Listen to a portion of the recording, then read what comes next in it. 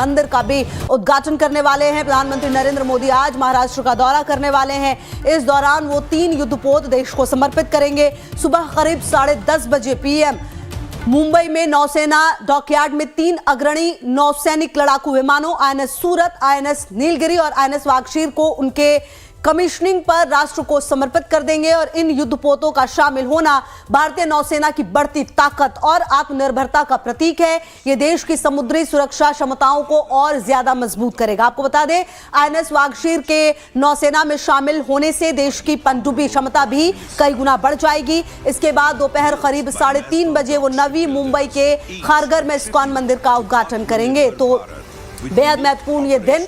और आप देखिए, जो इस्कॉन मंदिर है उसकी भी भव्यता है अपनी जगह, लेकिन इस बीच सबसे महत्वपूर्ण ये कि अपने आप को हर तरीके से मजबूत करता हुआ भारत।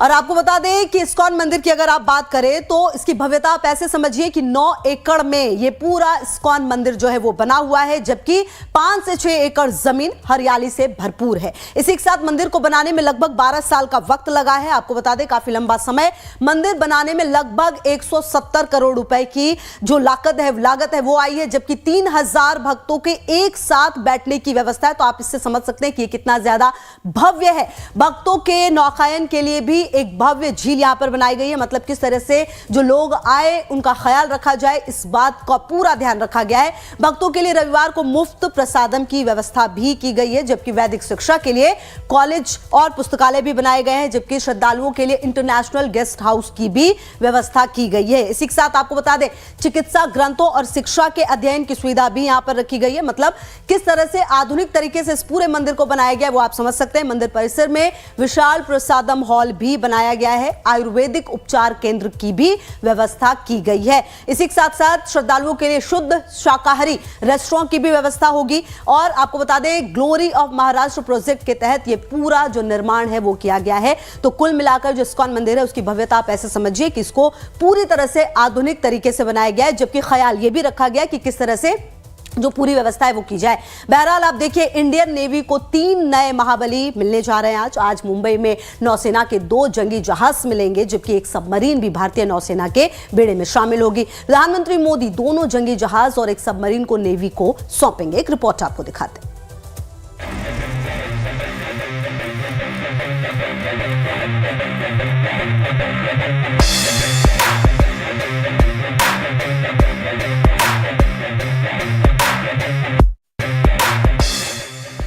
इंडियन नेवी की ताकत में इजाफा होने जा रहा है। भारतीय नौसेना को 3 ताकतवर योद्धा मिलने जा रहे हैं। मुंबई में नेवल डॉकयार्ड से इन तीनों योद्धाओं को कल नेवी को समर्पित किया जाएगा। प्रधानमंत्री मोदी इंडियन नेवी को 2 युद्धपोत सौंपेंगे। इसके साथ ही इंडियन नेवी को एक सबमरीन भी मिलने जा रही है। इंडियन नेवी में जंगी जहाज आईएनएस सूरत की कमिश्निंग होगी। आईएनएस नीलगिरी भी इंडियन नेवी को सौंपा जाएगा। इसके अलावा इंडियन नेवी को सबमरीन आईएनएस वागशीर भी सौंपी जाएगी। आईएनएस सूरत एक स्वदेशी युद्धपोत है। इस जंगी जहाज में लगे 75% कलपुर्जे और सामान भारत में बने हुए हैं।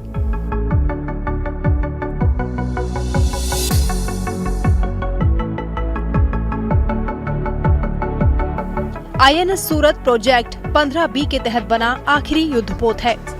आईएनएस सूरत एक गाइडेड मिसाइल विध्वंसक है। आईएनएस सूरत पर 50 अफसर और 250 नाविक रह सकते हैं। ये जंगी जहाज 7400 टन का है और इसकी लंबाई 163 मीटर है। आईएनएस सूरत की गति 56 किलोमीटर प्रति घंटा है। इस मिसाइल डिस्ट्रॉयर में 4 इंटरसेप्टर लगे हुए हैं। आईएनएस सूरत एक बार में 7400 किलोमीटर की यात्रा कर सकता है। ये जंगी जहाज बिना तट पर लौटे लगातार 45 दिन समुद्र में रह सकता है। ये जंगी जहाज आईएनएस विशाखापट्टनम और आईएनएस मोरमुगाओ का ही सिस्टर वॉरशिप है। आईएनएस सूरत पर 32 बराक 8 मिसाइलें तैनात हैं। इसके अलावा इस गाइडेड मिसाइल डिस्ट्रॉयर पर 16 ब्रह्मोस मिसाइल भी तैनात होंगी। एंटी सबमरीन वॉरफेयर के लिए इस जंगी जहाज पर 4 टॉर्पीडो ट्यूब्स तैनात किए जा सकते हैं। ये जंगी जहाज 2 RBU 6000 anti submarine rocket launcher से भी लैस है। इसमें 127 मिलीमीटर की MH 45 नेवल गन लगी है, जो शिप, फाइटर जेट या जमीन पर भी हमला कर सकती है। INS सूरत के साथ ही इंडियन नेवी को INS Nilgiri alpha stealth frigate भी मिलने जा रहा है। यह स्टील्थ फ्रिगेट प्रोजेक्ट 17 के तहत बना पहला स्टील्थ फ्रिगेट है। INS नीलगिरी 6670 टन डिस्प्लेसमेंट वाला जंगी जहाज है। इसकी लंबाई 149 मीटर है और इसकी गति 59 किलोमीटर प्रति घंटा है। ये जंगी जहाज 4600 किलोमीटर तक सफर करने में सक्षम है। INS नीलगिरी पर 35 अफसरों समेत 226 नाविक रह सकते हैं। INS नीलगिरी पर 32 बराक 8 मिसाइलें लगी हैं। इसके अलावा इस पर 8 ब्रह्मोस मिसाइल भी तैनात हैं। INS नीलगिरी पर 3 टॉर्पीडो या फिर 2 एंटी सबमरीन रॉकेट लॉन्चर तैनात किए जा सकते हैं। इस जंगी जहाज पर एक 76 मिलीमीटर गन लगी है और 2 AK-630 M गन भी लगी हुई है।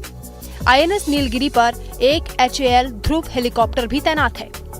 इंडियन नेवी को सबमरीन INS वागशीर भी मिलने जा रही है। इस सबमरीन का निर्माण भारत ने फ्रांस के सहयोग से किया है। ये एक डीजल इलेक्ट्रिक सबमरीन है जिसे मझगांव डॉकयार्ड ने बनाया है।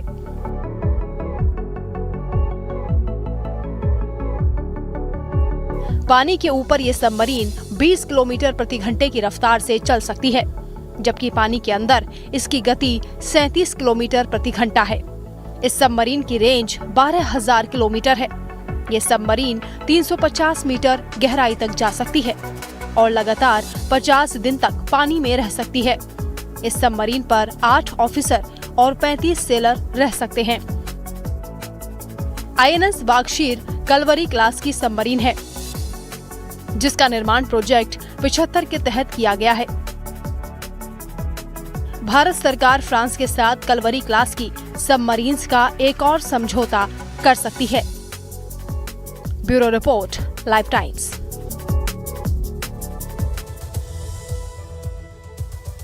और इसी बीच बड़ी खबर आपको ये बता दें, गुजरात दौरे पर गृह मंत्री अमित शाह